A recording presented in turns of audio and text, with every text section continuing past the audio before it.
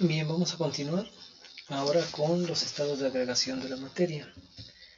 Esos estados de agregación de la materia podemos decir que existen 4: sólido, líquido, gaseoso y un nuevo estado que es el plasma, que pues está en proceso de estudio. Los sólidos se clasifican en cristalinos y amorfos. Los cristalinos pues presentan algún tipo de figura geométrica más o menos regular, ya que, como ustedes saben, el cristal siempre está rodeado por superficies planas o lisas. Por ejemplo, la sal, el azúcar, el hielo, los diamantes.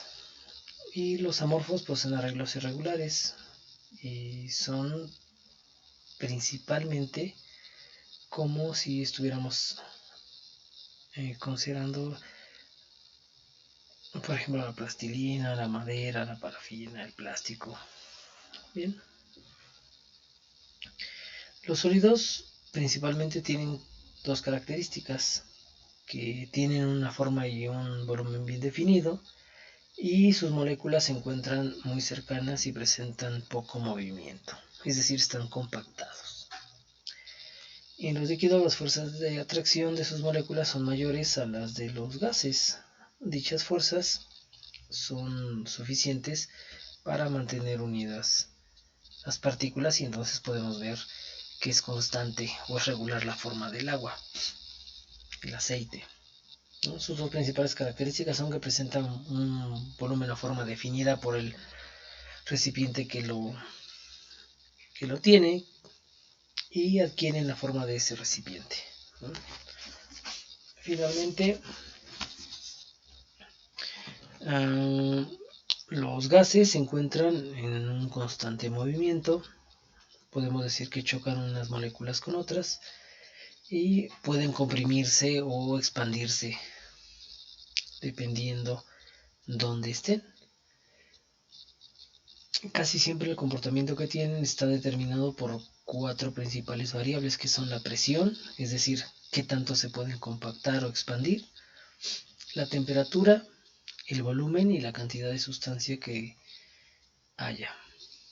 Podemos decir que de sus principales características es que carecen de forma y volumen definidos, y sus moléculas están muy separadas entre sí. Ahora, los modelos atómicos. Primero vamos a ver el modelo de Dalton.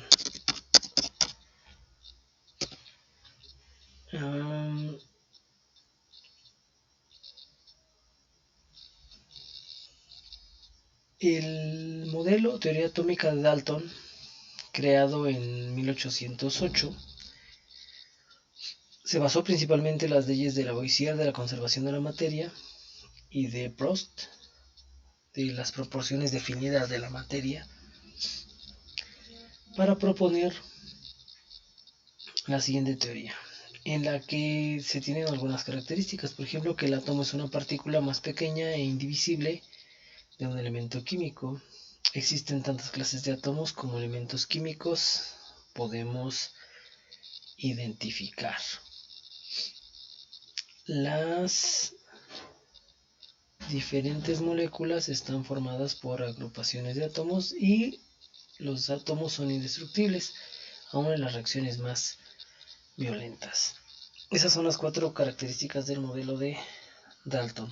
Ahora, existe otro modelo, que es el modelo atómico de Thomson, Joseph Thomson.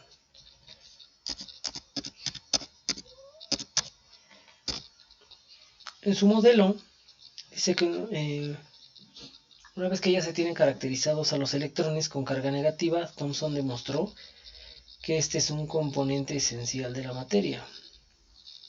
Él imaginó al átomo como una esfera de masa de carga positiva, en la cual se encontraban los electrones suficientes para que el conjunto resultara neutro, como si fuera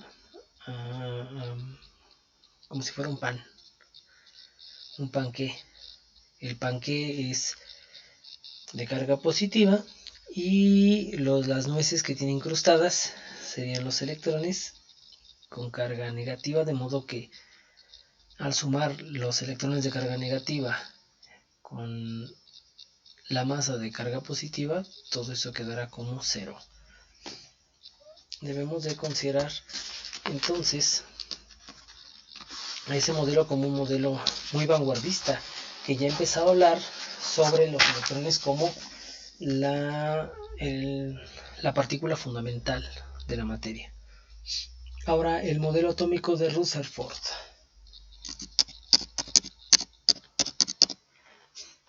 En este modelo atómico, en 1911 no visualiza el átomo como una estructura sólida y más bien nos indica que este átomo puede estar formado por un núcleo central con carga eléctrica positiva, a pesar de contener claro en su estructura partículas positivas que son los protones, como neutras que son neutrones, y en el exterior de la corteza en donde giraban los electrones.